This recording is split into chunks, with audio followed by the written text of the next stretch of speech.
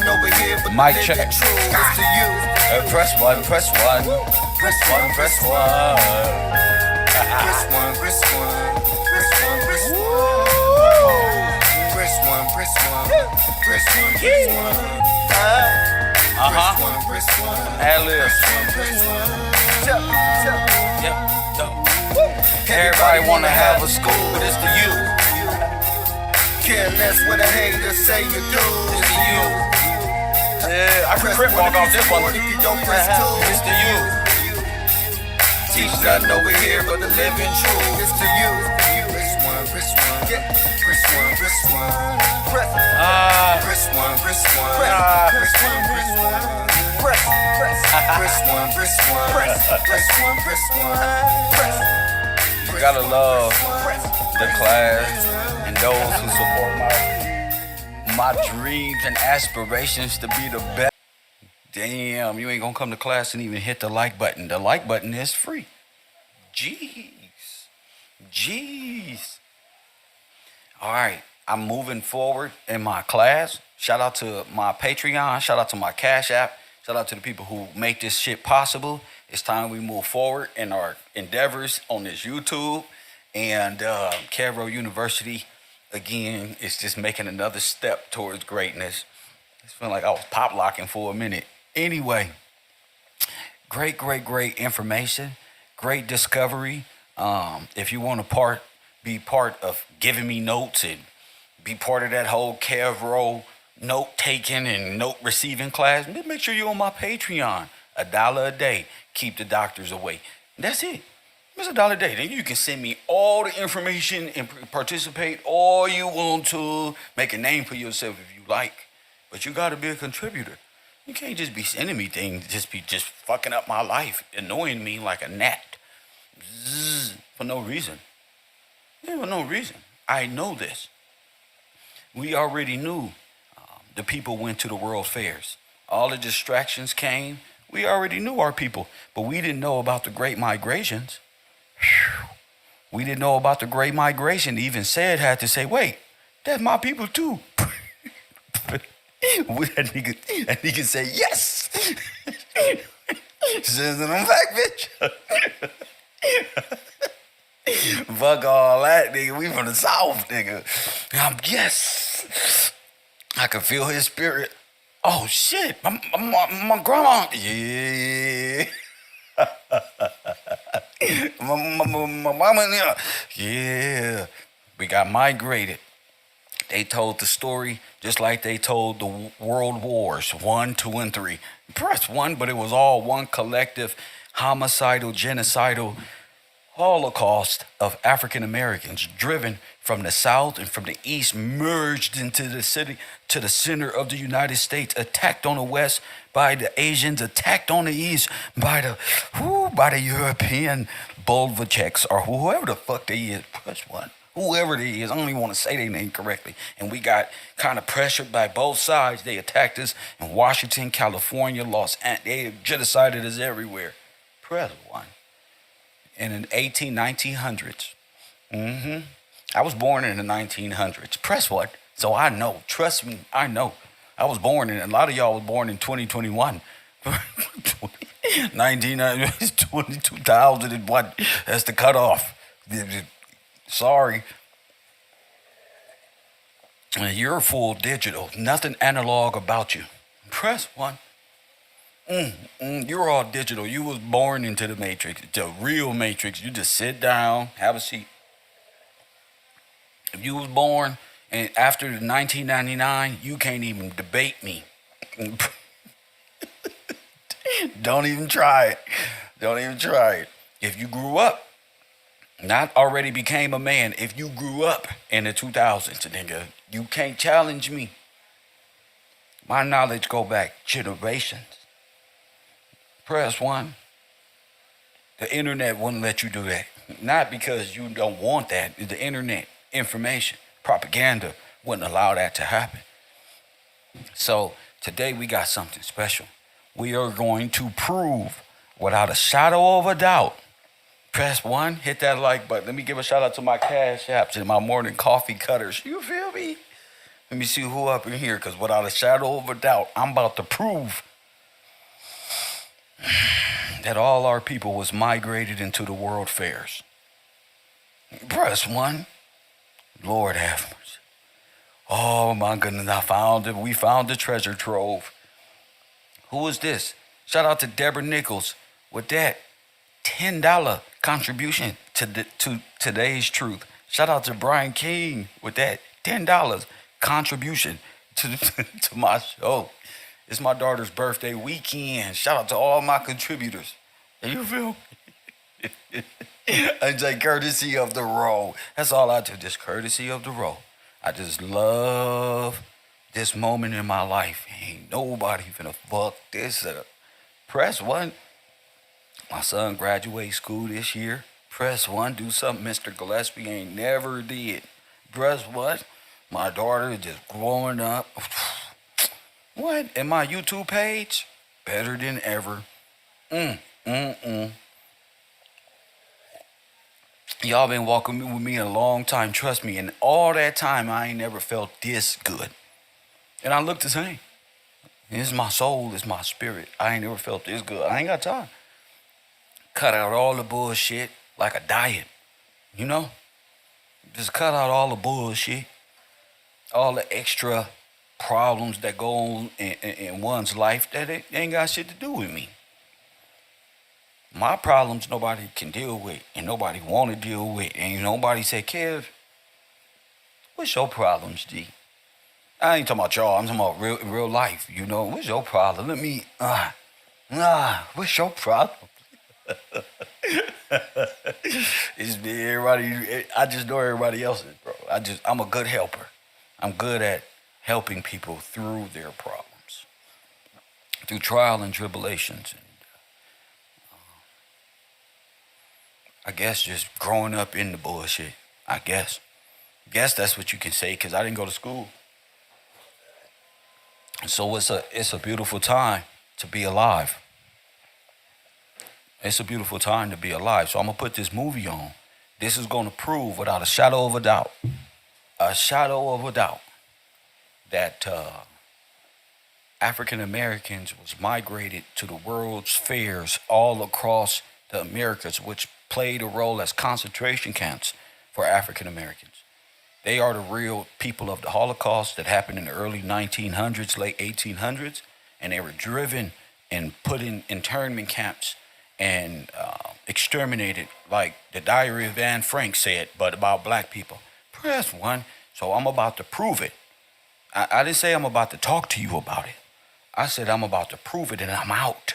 Hit that like button. I don't got time today to sit around and hope more men. Shout out to William B. Jones in my Cash App for that $5.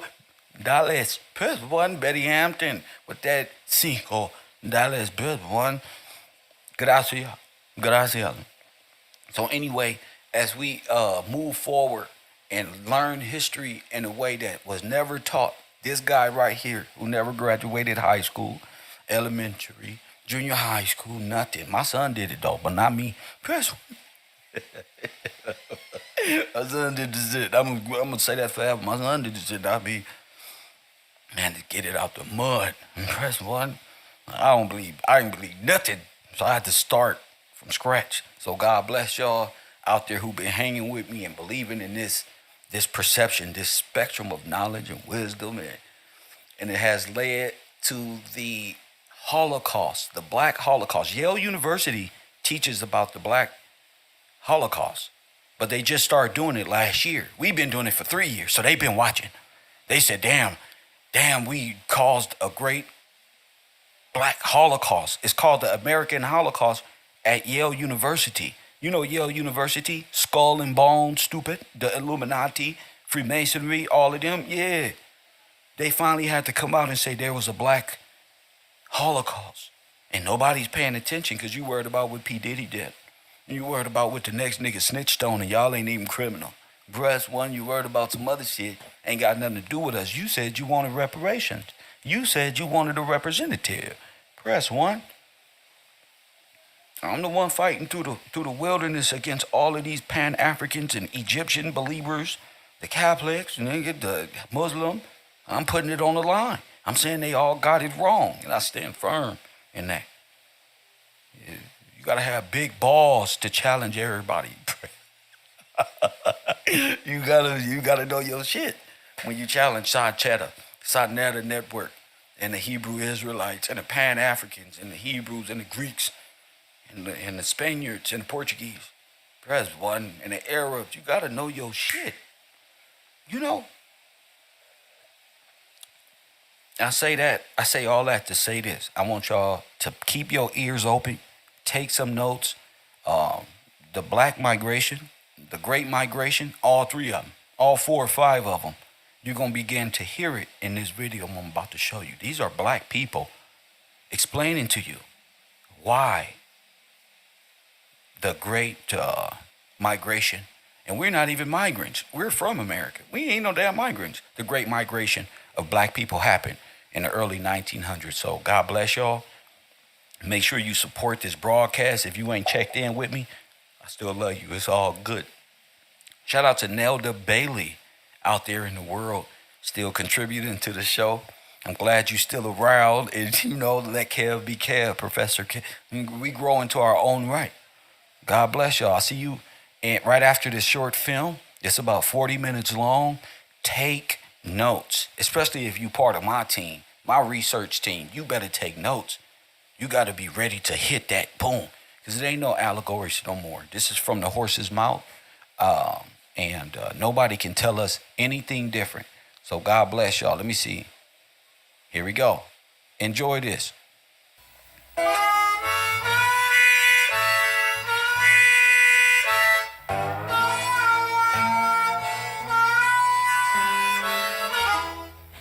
"75 years ago, much of Afro-American culture was centered around cotton fields like these. And then, for 5 decades, beginning in 1915, blacks undertook the largest single migration of any ethnic group in our country's history."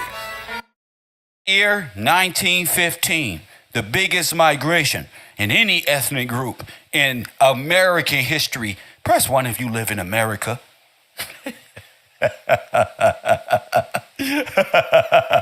Press 1 if you live in goddamn America. Because we ain't never heard about the greatest migration. We heard about Mexican, Asian, Buddhist. We heard about Islam and Arab. We heard about all these other migrants that came over here. But what about the Great Migration? Bigger than any ethnic group that ever survived. What year? 1915.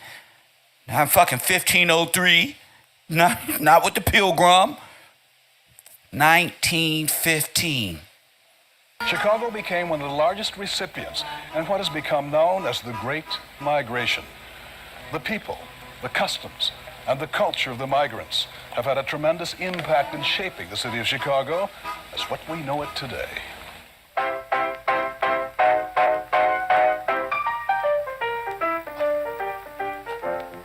The seeds of the Great Migration were planted nearly a century ago when Chicago hosted the Columbian Exposition in 1893.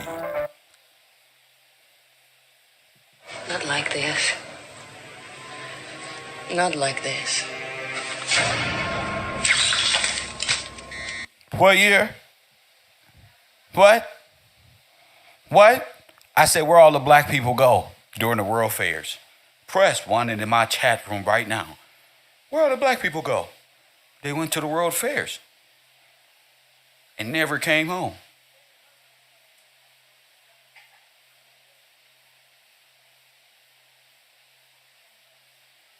They went to the World Fair. Say it with me. They went to the World's Fair in Chicago. That's where they went. There had been a constant migration, a trickle, ever since the city was formed in the 19th century, early 19th century. Oh, my goodness. You see how hard it was for him to say that? This is hard for our black people to say that. It shouldn't be that hard for him to say, goddamn, the city was formed in the early 19th century. He had to, that's how racism is. You gotta, to tell the truth, you gotta take a gulp, nigga. Take a The go. Columbian Exposition in 1893. There had been a constant migration, a trickle, ever since the city was formed in the 19th century, early 19th century. Township status 1833, city status 1837. But the spark occurred with the Columbian Exposition, a real pull factor for people who wanted to take advantage of the opportunities of a major metropolis. Wow. They talking about Tartaria. They talking about it was Tartaria, and they don't know what happened to the last group of people and who was running this country or nothing. Turns out your ass went to the Chicago World Fairs. Now I want everybody to open up their Google tab right now. This is why I'm respected on earth. I want everybody right now to open up their Google tab and go to the Negro Exposition in Chicago.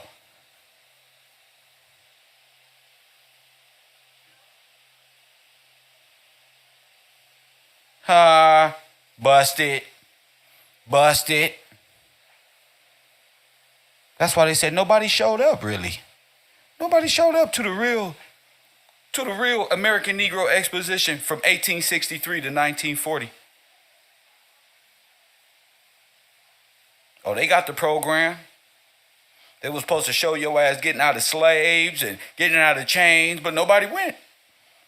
So it was pretty much like some propaganda tool to give them some form of, oh, we had a Negro exposition to show the greatness of Negro inventions, but Negroes invented everything. Why didn't you just have everything at the invention?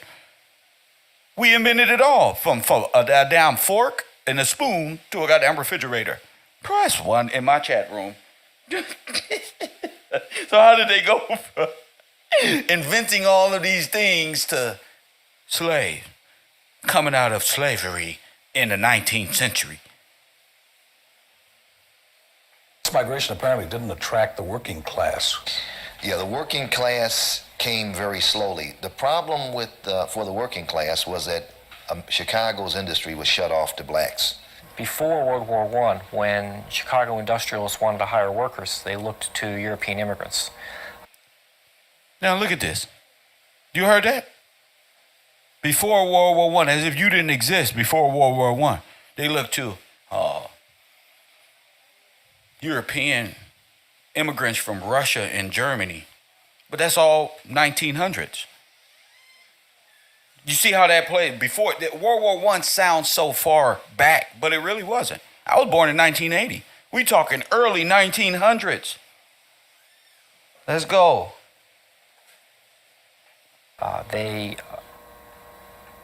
believed that blacks were incapable of doing industrial work. It was an honest. How could they be blacks was incapable of doing industrial work when George Washington Gillespie created Philadelphia, Chicago, all of these things, bro? And he's a black man. These are your miners and your laborers of the Republic. Black people. African Americans, who you call African Americans to this day. So how aren't they when we now know that George Washington, who? Gillespie, bro, owned every damn thing. In where? Chicago? Is there a Centralia in Chicago? Let's go.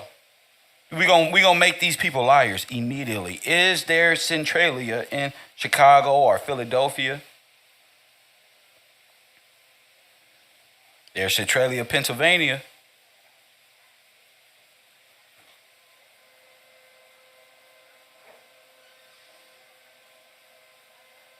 Gillespie, Illinois. All you got to do is type in Gillespie, Chicago, bro. Those are African Americans, bro. So the whole thing is a lie. This guy got up here with his Russian self, his Jewish self. Press 1, his so-called Jewish self, his Ukrainian, Russian, Bulgarian self, without his hat on, to say, oh, they didn't believe, oh, that they would hire blacks. Fuck that. The blacks wouldn't have went there. They knew where they hired blacks. Where black people own things, right? In the North. That's what the story was. So you look into the owners at the time, you don't get no older than Mr. fucking Gillespie. Let's get to it. Belief that they held. Industrialists and most other Americans at that time saw the world in terms of races and racial capabilities. Press one. You're a liar. He had no standing. All you got to do is type in the mass migration in the early 1900s of Sephardic Russians, Ellis Island. Type in Ellis Island, ELLISISLAND, early 1900s. You'll see them coming over, 50 million of them in great ships. Before that, there was Mr. Gillespie. And I'm just speaking for me and my name. I don't know about Mr. Jones, the other guys that's out there in the world, the different names y'all got out there, but before them, it was us. There was no Indians with Indian feathers in their head at this time. All you got to type in black inventions in the early 1900s, and you check out the black people in at that time, and they're going to look at some Indians and tell me who's more advanced. You ain't never seen no black folk living in no damn teepees, ever. Being wanderers and walkers from no part of life. George Washington Gillespie of Oregon, they didn't even have no money. He allowed them to pay in beaver skins, nigga. Beaver skins. That's how powerful you get when you do your research. So there was the Italian race, the Press Slavic one. race, and the Jewish race. And industrial managers believed that each race had its own peculiar capabilities, and that the black race did not have any capabilities which were... How they didn't have no capabilities when they invented everything? Electric cars, mobile phone. Well, how is that even coming out of a foreigner's mouth, bro? He's an alien. How is that even happening? George Washington is rolling over in his grave. I'm talking about the white one in Washington, D.C., to see how far we have come from the Republic, to say that these great individuals, God-believing, fearing people, can't do nothing. It got to take a racist Adolf Hitler mentality to believe that the people who gave you light and power, the people who allowed you to experiment on their bodies so you can come up with fossil fuels, press one, don't contribute anything. When you came over here in Popeye boots, what's them leather pants they had? You was a goddamn yodeler. Tell me something a yodeler from Dutch or anywhere ever created that gave us the advancement that black people have advanced on this earth. Nigga, you wouldn't have a stove, a kitchen, a bar stool, a ironing board, a microphone, a camera, nigga, a cell phone, a satellite roaming this earth if it wasn't for black people, bro. And I ain't talking about a regular black person that they found in Africa and some other foreign nation. I'm talking about American blacks. What did they contribute? Everything. Everything. They are the foundations of the earth. When you research pig iron, you will see where all the black people went after the Holocaust. And it's such a sad thing that more men aren't able to conceptualize and speak about these travesties. But history is at the doorstep, though. Let's go. Appropriate to industrial work. So the only time they hired blacks were when they needed strike breakers, and then immediately after the strike they would be fired. How are they gonna be fired? At the turn of the That's the other way around. That's the other way around. When people needed to strike, the miners and the owners will hire immigrants to work. They will hire immigrants. Remember, immigrants didn't have rights back then. They was alien. They couldn't own. The only thing they came over here to do was to work. They brought their whole families from Russia, Germany, just to work, bro. Just like Mexicans do. Like they say Mexicans are hard workers. That's what they did. A white, German, Russian person in America can't even hate on a Mexican because he did the same thing in the early 1900s. He just invaded the nation illegally. We can't turn to the Mexican and the Asian and say, oh, y'all entering through Mexico. Nigga, you entered through Mexico too. You entered through New York. Japan entered through West Coast, California. Y'all think they just bombed Pearl Harbor in Hawaii and turned around and went home right there? Let's get back to it, man, before I get upset. century, 2/3 of the country's Afro-Americans lived in the rural South. Few blacks owned their own land. Most worked under some form of the sharecropping system, where landlords would front supplies and living expenses. Now look. Now I want y'all to type in company store in the 1900s. This is after the banking institution took over. It turned our people into sharecroppers. Blacks And then they ruined all they crops. Why? So that the tools that they borrowed to sharecrop will be more valuable than the crop itself. If the crops is all ruined, the only thing you got to do is pay me for the tools, correct? So you got to pay me for this year, no matter how many crops failed. You remember what was going on at the time? Mass floods, mass catastrophes going on in America. So there is no crops. There is just wasteland and swamp. Let's go. Land. Most worked under some form of the sharecropping system, where landlords would front supplies and living expenses in return for a portion of the crops at harvest time. For most sharecroppers, like Erling Lindsay's father in Fitchwood, Alabama, the crops never seemed to cover expenses. And didn't care what he made, he never got out of debt. Look. He always owed something at the end of the year. Told you. He don't care about none of that. After it all is said and done, they stayed in debt. So it kept them indentured workers and never emancipated. Cotton was an important crop throughout the South. Its 7-month growing season culminated in the scorching months of August and September. Have you ever had to work in the field from sunup to sundown, and you see a spot in the cloud in the sky and pray that it rains so you can get some rest? My aspiration was, regardless of what it took, that I didn't have to chop cotton, pick cotton, harvest corn, or anything else anymore. I was willing to take that chance. And I think that's what I was just tired. Cotton plants grow about waist high. Picking cotton by hand requires bending over or crawling on hands and knees. The sacks each picker carried for the collected cotton often weighed as much as 200 pounds by the end of the day. I'd get on my knees sometime and pick, crawl on your knees. You had knee pads on. Crawl on your knees. I'd get 2 rows. During the early decades of this century, most sharecroppers lived on the land they farmed. Few could afford to travel, which limited their communication with the rest of the world. When you was used to such work as that, it was great. You knew no better.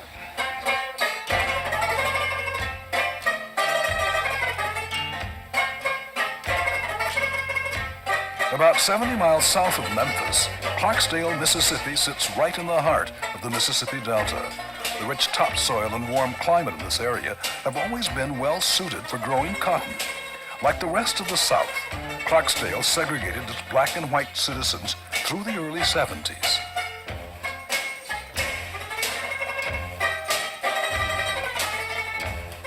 Like most towns in the Mississippi Delta and throughout the South, blatant signs of segregation disappeared around Clarksdale when federal law mandated it some 2 decades ago. For the first half of this century, separate but equal was the official law, but each town devised their own interpretation. When do you recall that you were first aware that racism existed? The first time, I believe, was when my father bought some hunting dogs, because that was the part of the way that we ate and we lived from him hunting. And he bought some hunting dogs, and these white folks wanted to buy his dogs. And he wouldn't sell them his dogs, and they come along and poison the dogs. And I think that just had a great impact on me as to how far white folks would go to keep control over black folks' lives. How much did segregation in the South impact your life? We had separate schools, no school bus. We had to walk the 6 miles where the white school bus picked the kids up and sometimes chase us off the road. We could not walk through the middle of the town to go up on the hill, what they call Baptist Hill, to go to Hale County Training School. We had to walk in the back where they didn't even have sidewalks or nothing. And can you imagine walking in that red mud? Had to go up the back of town in order to go to Baptist Hill, and then we had to walk those 6 miles back home. And I think that's when you really felt and knew the difference. And if you went into a store somewhere, you try to make a telephone call, and unless you said yes ma'am and no ma'am, they would not wait on you. During the years between World War I and World War II, talk about a better life began to trickle through the South. The Stop right here. Stop right here. We now know that these photos, look out them coats. This ain't no better life. This is manipulated time. This is them during the Cold War and World War II and I. Where are they? We see millions and millions. We saw pictures already. Where are these men? Why are all these blacks congregated in one area? Where are they going? What did they think at? What's going on? So you telling me these dudes right here were slaves?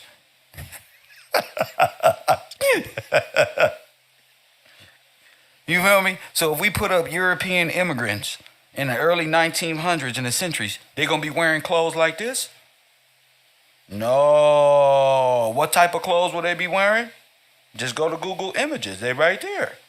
I don't lie. If I'm lying, Google lying. Ellis Island immigrants. That's all you got to do.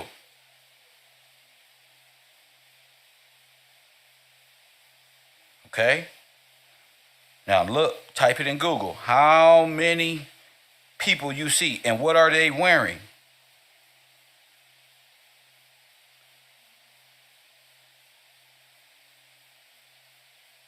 German clothing, European clothes,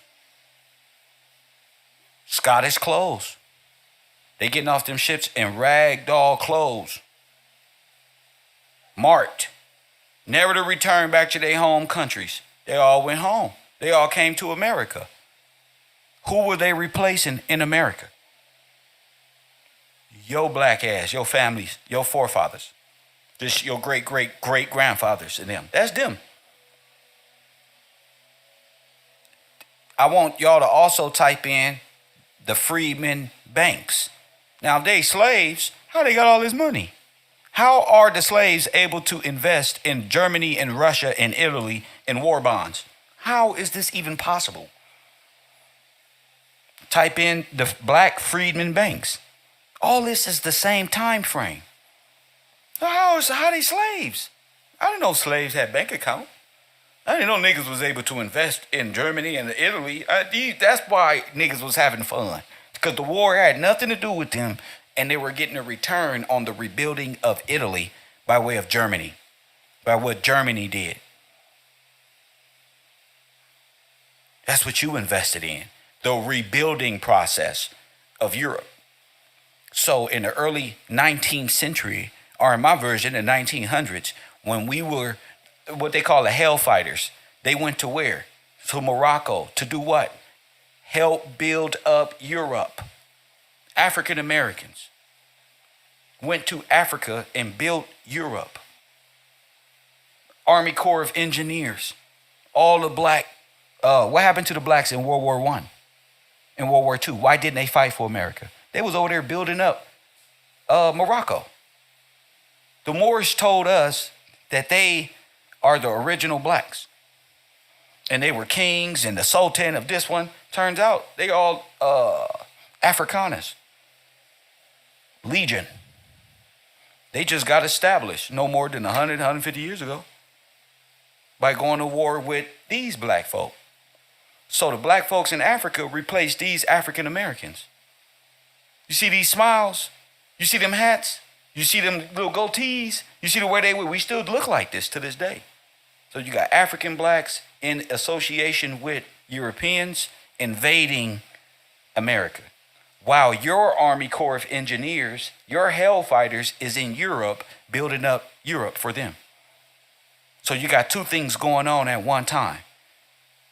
Black military in Europe building up Europe and your country wide open. So how are they at war should be a question in Europe and Germany and Russia, but friends in America. All them is white immigrants over here. How is that even possible? Stalin versus Adolf Hitler, Hitler versus this one, that one versus this one. What were the black people doing while all this was going on? I tell you what they were, this right here, sitting back smoking a cigarette, drinking, because they had just invested in the first wars, the rebuilding fund. What do you do when you invest in countries? You reap the reward.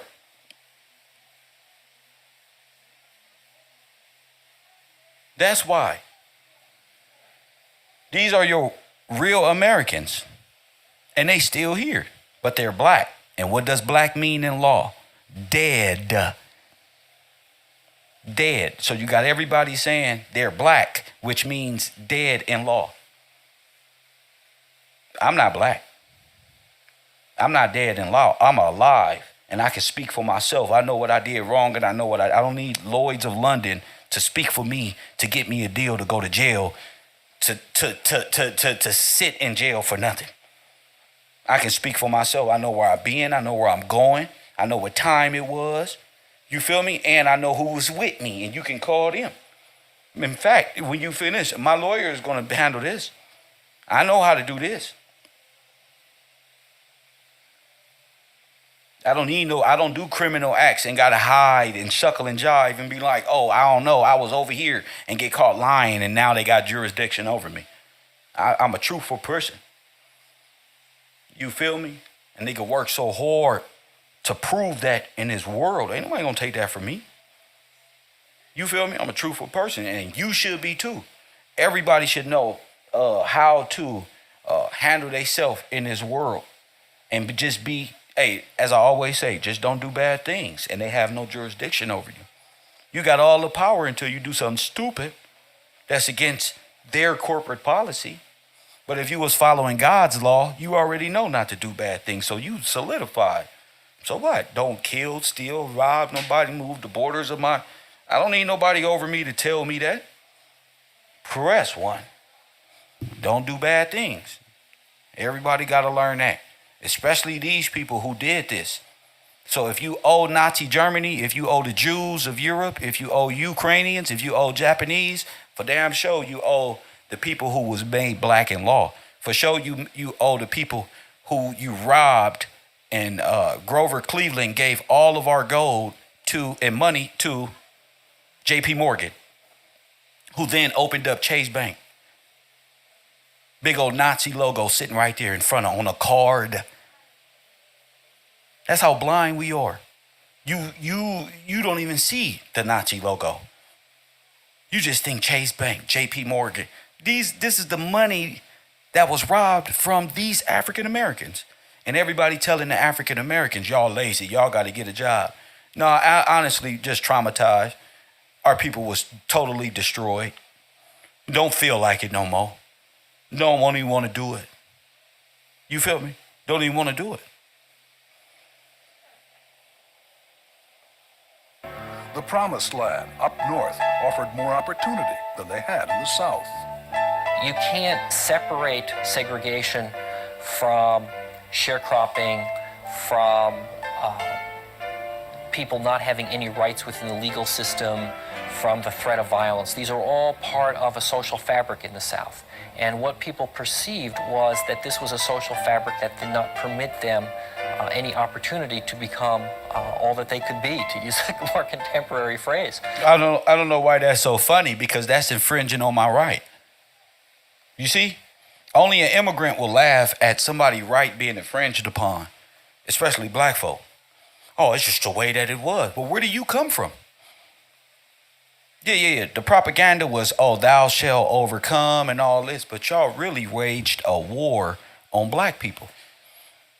Well, we wasn't watching civil rights and Martin Luther King and Malcolm X and all that. No, we was watching a real civil war at play. People trying to gain nationalistic white status in America over you. And you don't even know what that means. Because you're busy being programmed to say it loud. I'm black and I'm proud. So if you black and you proud, you dead and you love it. In law, not in your fantasy, in law. And if they can get you to claim a nationality of dead, then you can't speak when you dead.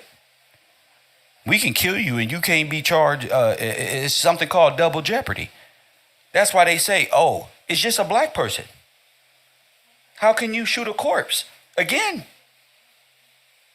judge, this is double jeopardy, but you don't understand the language. So you seeing all these people get off from killing black people, not knowing, well, the law is double jeopardy, and if you're a nation of blacks, I mean, killing you, isn't it illegal? Really? Is it truly illegal? Now, it takes a white supremacist or an Aryan supremacist to even conjure that thought up. Because America is supposed to be free for all immigrants that's coming in, and these people over here have sovereign right. It's supposed to be free for you, and you have some liberty from your country, and you can come over here and work and establish, get a job, leave something for your kids, but not for you to own anything. It's not funny. We got to really pay attention here. And they perceived that in the North, industrial work opened up the possibilities to full citizenship because of the availability of this kind of work. Y'all hear this? Full citizenship. So what was you if you wasn't a citizen of the corporation? I told you, you had to walk.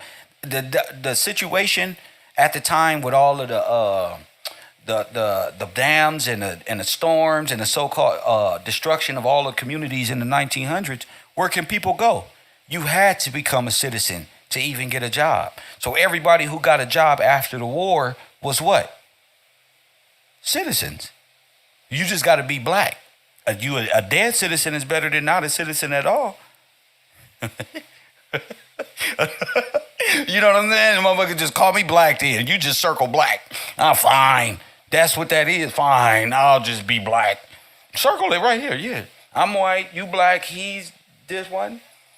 Just you. What matters is you being dead, not everybody else. Had higher wages, but also because they could send their children to school, to better schools than they could in the South, the schools that were open longer. They could vote. They could walk into a store and try on a hat. Who's the first person to vote in Wisconsin and open up a vote? A black man by the name of Mr. Gillespie. Let's go. World War II, an event took place in a Mississippi cotton field that would trigger the second and largest wave of black migration. We'll explore these changes in the cotton culture and their effect on Chicago when we return.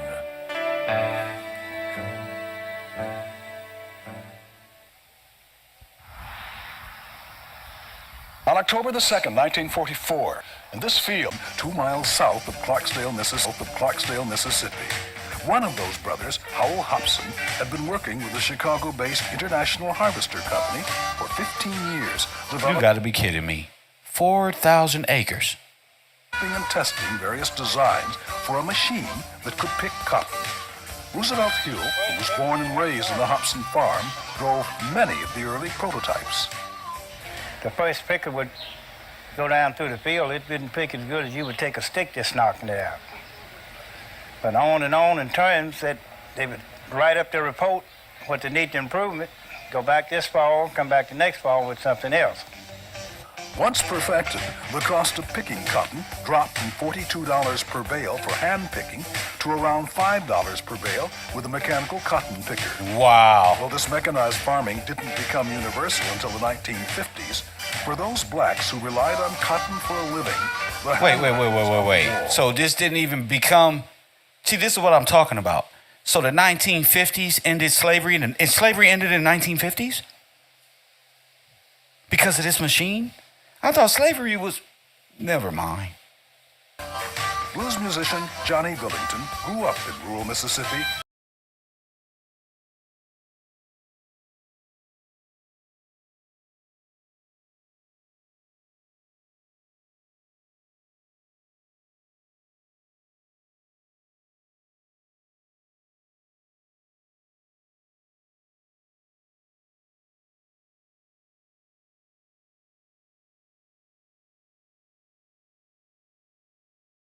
And earned extra income working the cotton fields. Yeah, it was a lot of people that was talking about it, although I was real young.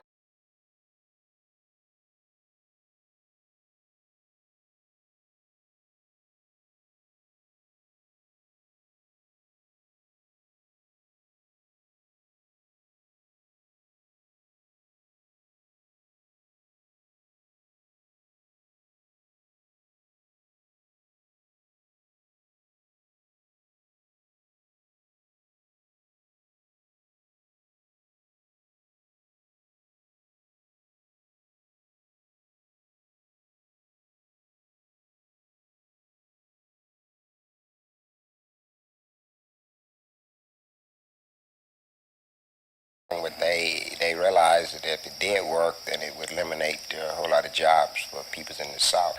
Sharecroppers worked their tails off. They weren't people with a bad work ethic. These were people who knew how to work. They were accustomed to working. If you didn't I thought they didn't know how to work. I thought they didn't believe that blacks didn't know how to work. This is the same guy. He got a slit tongue, a Satan tongue. This the same one who said they thought blacks didn't know how to work, but now they're the workers. Now they know how. They didn't eat. These simply were not people accustomed to handouts, and they came to Chicago. They came to work. Told you. They came here to work in packing houses. They came here to work in steel mills. Told you. And this continues right through World War II. So we're the People immigrants. came here during World War II. They came here for those jobs. It does change to some extent with the mechanical cotton picker. What the mechanical cotton picker does is it creates refugees. The migrants. Type in refugee. How could you be a refugee on your own land? This Israeli front face, this motherfucking Bavarian on earth. How could you? A black person in America, born and raised, can never be a refugee, bro. It's impossible. So this cotton picker made refugees. Remember when Hurricane Katrina happened and the news started calling black people refugees? It was like, wait, we ain't no damn refugees. We're American. What the fuck? Y'all better come save us. Our tax money. You can never be no damn migrant. Those are aliens. Illegal aliens and aliens are all migrants. Illegal aliens and immigrant. Those are migrants and foreign. It said right here in the 1828 dictionary what an alien is. No, not pew pew sci-fi made up greens and grays that ain't came down and said nothing to you niggas who believe that bullshit. No, the alien right there in the goddamn dictionary that the Bible is talking about. Aliens. Okay. That I'm talking about are not refugees. They're a selected population. They're people who make a decision that things are better there than they are here. With the cotton picker, you get refugees. You get people who are thrown off the land. Told you. It does change to some extent. So how you, bingo. Press 1 if you agree. I told you. Here, hold up. Let me see my chat. They threw you off the land, which is illegal. Hello? They threw your black ass off. They threw your forefathers off the land and took their ass to Chicago, put them on trains. Hello? Deb. Deb is a white woman from Florida. She was around at this time. Deb. Deb, call it in. 424, prove it. 209-9506. I told you I was going to break them. I was going to break this whole thing. I studied too hard my whole life. Facts. I don't want to talk about no rap on my show. Not this one, Coffee and Kush TV, but not this one. I want to teach what I know. Facts. This is embarrassing, but it must be told. Hit that like button. It's 212 people up in here, and it's 113 likes. That means I got 101 haters just sitting back watching the goddamn TV and ain't hit the like button or contributed to my program. Press 1. Hit that like button. Hold up, Deb. I'm going to bring you on the show, right? Hold up. Hold up, Deb. It's running verify. Tired of this shit. Coffee and Kush TV. Deb, are you there? Yes, sir. Deb, talk to me. Yes, sir. I'm here. Talk to It me. looks like they had waves of immigration, which is immigration, as in moving the people across the land. Told you. through Immigration in the dictionary, right, Deb? Yes, sir. Go ahead, Deb. And they moved the people up off the land through threat of death and death. I told you. It's better to not be shot by the National Guard. That's right. That's the And American they- National Guard, right? That was in collusion with the militia, correct? Yes, sir. That's The White right. League and the KKK. That's right. They all come in. They're better known as and the sons did and the daughters dirty- of the Confederacy, right, Deb? Yes, sir. That's this, right. This is the history of the family. That's right. They hide it very well, but KevRow has opened my eyes that they cannot hide it any longer. That's right. The time has come for the great-grandchildren of the supposed sharecroppers and the supposed not immigrants. We've been here 5,000 pages of history bullshit. Right. Bullshit. To claim that it is bullshit. That's right. And to not honor a gravestone ever again. That's right. These are not my people. This is a paper genocide and a real genocide and a Holocaust of the American Negro landowners, which were royalty, royal Victorians. That's right. Beautiful, beautiful, God-honoring people. That's right. They used the labor unions. They used it's called the Negro Protection Association. Oh, go ahead. Which went in collusion with the Employment and Labor Bureau, a Negro Employment and Labor Bureau. That's right. The town that I grew up in was called Jacksonville, Florida, and they built segregated train stations for the Negroes to go up north. That's right. The recruiters would come down and offer $7 a day when you're barely making $1 a day. That's right. And the National Guard would make sure that you signed up. That's right. And created yourself into citizenship. And you signed it. That's right. You went right to the military as soon as you did. If right. you got to the military. If you got there. If you got there. Because you know where they're going, right? They're going to the Underground Railroad and never to be seen again. Yes, sir. I have remembered that I slept in the back of a Volkswagen or in a cot as, a little child. And a neighbor raised me until they felt of my hair and said, "Oh, you're turning into an Indian." And then I went to downtown Jacksonville with the great-grandma that's supposed to be my great-grandma Indian, the sharecroppers. Right. That supposed did a lot of sharecropping history brainwashed into me. That's right. I don't know that those are facts. Somebody in the chat room said that, so they were basically transferring themselves. In go to black people, out comes an immigrant. Yes, and the story is that we had to leave sharecropping because the could not pay for the tools at the company store. So when you said that, I related it to the stories they told me. Yes. If I'm an immigrant, those stories were created by the Army and the Air Force and the Marines to create a replacement child that will go in and call herself Mulatto Indian, because that's what she was told. That's to right. replace and one day to reclaim your land.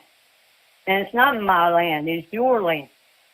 This is a bullshit story, and it's got to be told through the fact that they have separate stations that they built through the employment services, which signed you up for your citizenship. Oh my goodness. Could you repeat that again, Deb? Now listen to what she says. Yes, listen to the words. Go ahead. Say it again, Deb. Yes, sir. The National Color Protection Association, through Robert Randolph Robinson, a Negro leader who was supposedly a deputy of the United States Marshal Service. I have found no history on him besides the fact he wrote a book about what to do with the people. Go ahead. And that was to create lodges, like Masonic lodges, but for the Negroes, for a small fee. Sign your name for men, women, and children 5 years and up, and every lodge will create a military faction, and then the United States government drafted the men in, and they blended the NCAP with the United Negro Marcus Garvey people. That's right. They blended it together and took these people into industrial training schools, shipyards, the military, training camps, the women too. You wait.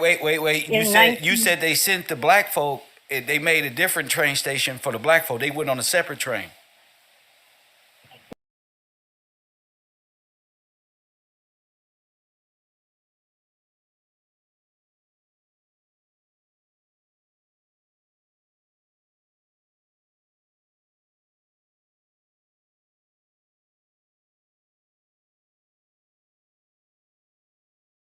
Yes, sir. So, yes, sir. so They you don't made a fought whole in every war of revolution and civil war and to free people from the so-called king, and you still segregated?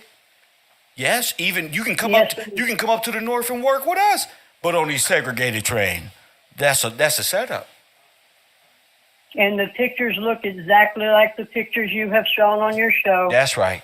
It's the same get up, everything that you It's own like they and going love, for a you better come life, to and they me. never get to the better life.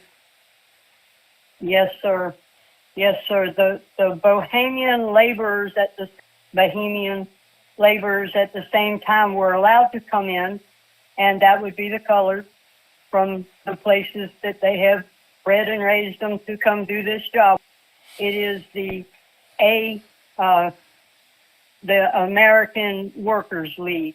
You sign up over there to come do a job here. That's right. AFL-CIO. That's right. American Federations of Labor. The Episcopal churches, the small churches, are backwritten in history in all the little dead towns all over Florida. They're backwritten in history in the 30s by Works Progress, WPA. When they do that, they act like these people have, been here and didn't go through a great migration, when they're actually Bohemian preachers, and they even call their little communities Liberia. They come from somewhere else to do the job. That's right. To create that we have Negro neighborhoods. When in all actuality, we know that the landowners have been killed, robbed, Pillaged and destroyed, castrated, hung, beat, used as an example, burned. and that's right. So it was a coup d'etat. It's the same thing they're trying to put on Donald Trump. See, but Donald Trump is a smart man. This is what they were doing. This is what they did to the blacks in the early 1900s, the early part of the century, turn of the century. Yes, sir. He's the only one that has spoke out and said, like the Russian told you at the end of Route 66. That's right. They owe you everything. Everything. The map of Florida of ghost towns, just the ones that they say about, that they talk about, has waves of immigration through great freezes, great storms, great calamities. Of course. But dotted in with that is they whistled at a white woman. They looked at a white, whatever the story is. Right. Militias came from other cities, large industrial cities, would come to these small communities and wipe them out. Yeah, just like Oscarville. That's perfect, because the militias was armed by J.P. Morgan and allowed to do so by the federal government. Yes, sir. Yes, sir. So who we're looking at attack these black people is state-sponsored militia terrorist. Yes, sir. Yes. Yes, sir.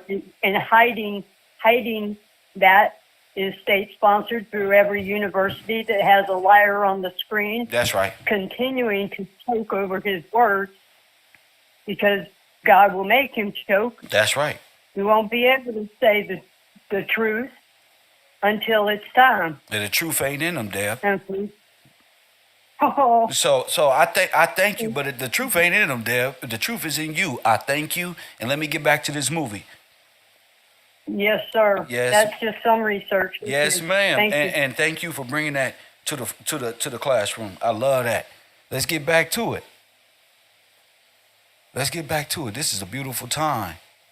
With the mechanical cotton here for those jobs, it does change to some extent with the mechanical cotton picker.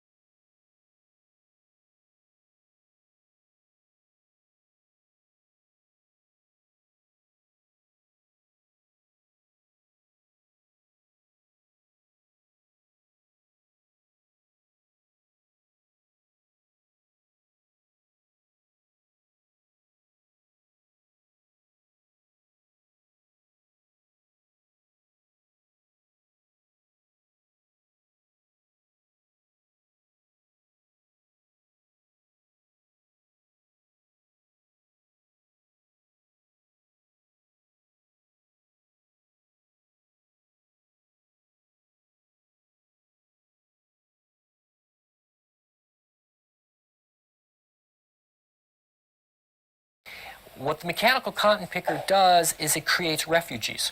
The migrants that I'm talking about are not refugees. They're a selected population. They're people who make a decision that things are better there than they are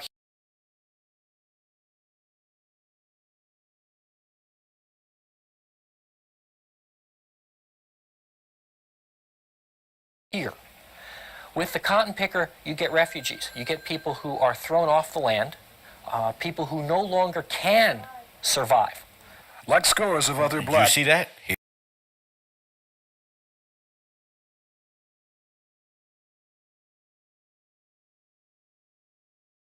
it is. They can no longer survive. Kick them all off the land.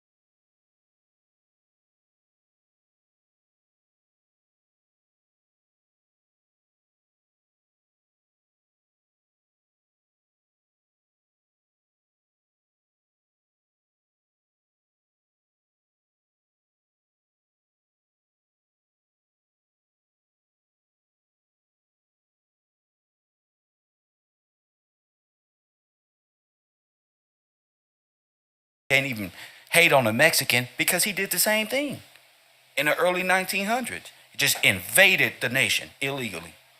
So we can't turn to the Mexican and the Asian and say, oh, y'all entering through Mexico. Nigga, you entered through Mexico too. You entered through New York. Japan entered through West Coast, California. Y'all think they just bombed Pearl Harbor in Hawaii and turned around and went home right there? Let's get back to it, man, before I get upset.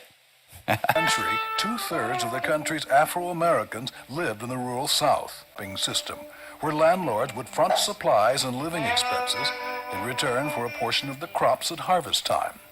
For most sharecroppers, like Erling Lindsay's father in Fitchwood, Alabama, the crops never seemed to cover expenses. And didn't care what he made, he never got out of debt. Look. He always owed something at the end of the year. Told you. He don't care about none of that. After it all is said and done, they stayed in debt. So it kept them indentured workers and never emancipated. Cotton was an important crop throughout the South. Its 7-month growing season culminated in the scorching months of August and September.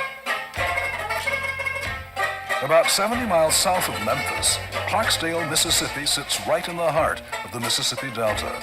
The rich topsoil and warm climate of this area have always been well suited for growing cotton. Like the rest of the South, Clarksdale segregated its black and white citizens through the early 70s.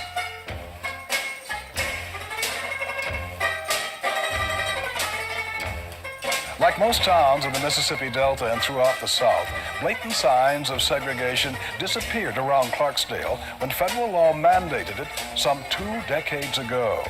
For the first half of this century, separate but equal was the official law. But interpretation. When do you recall that you were first aware that racism existed? The first time, I believe, my father bought some hunting dogs, because that was the part of the way that we ate and we lived from him hunting. And he bought some hunting dogs, and these white folks wanted to buy his dogs.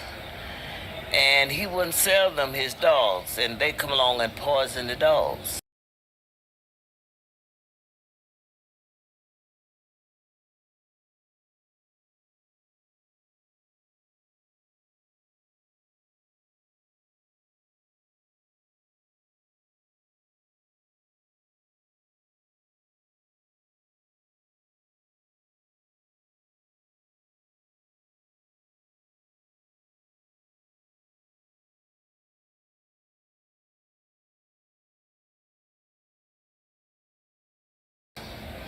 And I think that just had a great impact.